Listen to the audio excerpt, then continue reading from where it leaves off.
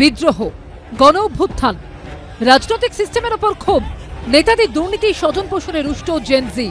নেপালের আন্দোলন থেকে সব স্পষ্ট। কিন্তু জেল ভাঙা ও হাজার হাজার কয়েদিদের পালানো কোনো গণ আন্দোলনের অংশ হতে পারে? ভয়ঙ্কর তথ্য হলো, নেপালের বিভিন্ন জেল থেকে 14,307 জন কয়েদি পালিয়েছে বলে নেপাল পুলিশের তরফে জানানো হয়েছে। তার মধ্যে মেরে কেটে 1,500 জনকে ফের গ্রেফতার করা গেলেও পলাতক প্রায় 13,000 বন্দী, যা শুধুমাত্র নেপালের নিরাপত্তা এজেন্সিগুলির কাছেই নয়, ভারতের কাছেও দুশ্চিন্তা ও মাথা ব্যথার কারণ হয়ে দাঁড়িয়েছে। কারণ আশঙ্কাকে সত্যি করে নেপালের বহু জেল পালানো কয়েদি ভারতে ঢোকার চেষ্টা করছে। ইতিমধ্যেই ভারত নেপাল সীমান্তে 61 জন জেল ভেঙে পালানো কয়েদিকে আটক করেছে সশস্ত্র সীমাবল বা এসএসবি। জেল ভেঙে পালিয়েছিল বেশ কয়েকজন কয়েদি। তারা ভারতে ঢোকার চেষ্টা করতেই বেশ কয়েকজনকে আটক করা হয়েছে এবং তারপর থেকে নিরাপত্তা ব্যবস্থা এবং ভেতরে ঢোকার সমস্ত নিয়ম কানুন আরও বেশি কড়া করা হলো। একমাত্র হাসপাতাল অথবা নির্দিষ্ট কোনো কারণ ছাড়া কোনো নেপালের বাসিন্দাকেই কিন্তু ভেতরে ঢুকতে দেওয়া হচ্ছে না।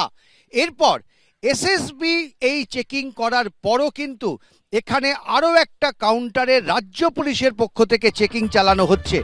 মঙ্গল বুধবারের পর বৃহস্পতিবারও নেপালে জেল ভাঙার চেষ্টা করে কয়েদিরা।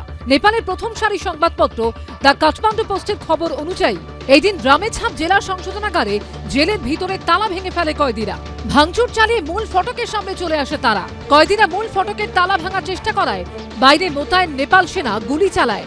গুলিতে জখম হয় 12-13 জন কয়েদি।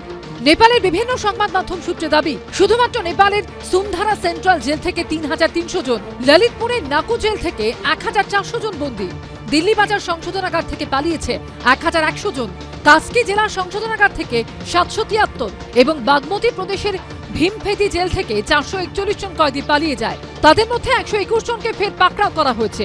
এছাড়া সূত্রের খবর, মধ্যপ্রদেশের জলেশ্বরে জেলের দেওয়াল ভেঙে পালিয়েছে 575 জন কয়েদি। লুম্বিনী প্রদেশের নওয়ালপাড়াশি জেল ভেঙে পালিয়েছে 500-রও বেশি বন্দী। বাঁকে জেলা সংশোধনাগার থেকে পালিয়েছে 436 জন কয়েদি। বাঁকে জুভেনাইল রিফর্ম সেন্টার থেকে উঠাও 122 নাবালক। একের পর এক জেল ব্রেক, বাড়ছে উদ্বেগ, আতঙ্ক, দুশ্চিন্তা। সত্যি ওখানে সেফ ফিল করছে না, একদমই সেফ ফিল করছে না। সমস্ত রেপিস্ট, যারা মার্ডারার ছিল, সমস্তদেরকে জেল থেকে ছাড়িয়ে দিয়েছে। তারা এধার ওধার, মানে তারা এখন জেলেই নেই, এধার ওধার ঘুরছে।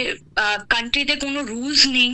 অ্যাকচুয়ালি আমরা ইন্ডিয়ান স্টুডেন্টরা মিলে আমরা ঠিক করেছি যে এখানে অ্যাডমিনিস্ট্রেশনে যাব। বন্ধু দেশ নেপালের সঙ্গে ভারতের সীমান্তে কোনো কাঁটাতার না থাকায় জেল থেকে পালিয়ে অনেকেই ভারতে ঢোকার চেষ্টা করছে।